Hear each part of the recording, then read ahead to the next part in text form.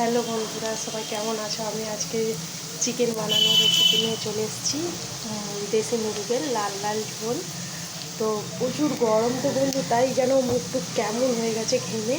তো চিকেন বানানোর জন্য কী কী নিয়েছি সেটা আমি দেখিয়ে দিচ্ছি। বন্ধুরা, চিকেনটাকে ধুয়ে ম্যারিনেট করে রাখছি। নুন, হলুদ, লঙ্কা গুঁড়ো, তেল, লেবু দিয়ে মাখিয়ে রেখেছি প্রায় আধা ঘন্টা। আর এদিকে সবজি নিয়েছি, ধনে পাতা কুচি, টমেটো কুচি, রসুনকে পেস্ট করে নিয়েছি, আদা পেস্টকে ভেজে নিয়েছি। কড়াইতে পেঁয়াজ ভাজা ভাজা হয়ে গেছে। এবারে রসুন বাটা দিয়ে দেবো, লবণ দিয়ে দেবো, বাটা দিয়ে দেবো।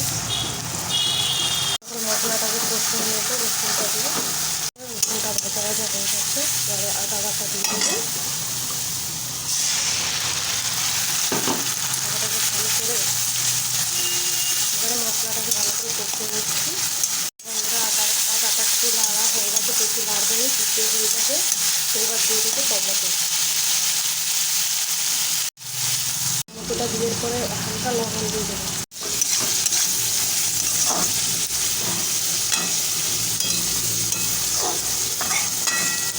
এবার একটু হালকা চাপা দিয়ে দেবো টমেটো।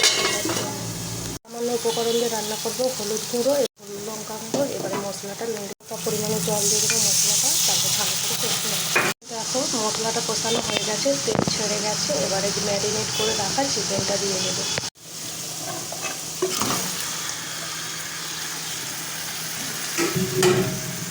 চিকেনটা ভালো করে নেড়ে নেবো। চিকেনটা মশলার সাথে মেশানো হয়ে গেছে, এবারে চাপা দিয়ে দিয়ে কষিয়ে নেব। দেখো সবাই বন্ধুরা, তো চিকেনটাতে কিরকম জল বেরিয়ে গেছে। জলটা শুকিয়ে তেল তেল বেরিয়ে গেলে চিকেনটা কষা ভাব হয়ে যাবে। তো এখনও অনেক বাকি আছে, দেখাচ্ছি বন্ধুরা কষানো হওয়ার পর। চিকেনটা কষানো হয়ে গেছে, দেখুন ঝাল তেল ছেড়ে গেছে। এবারে ভেজে রাখা আলু দিয়ে দেবো।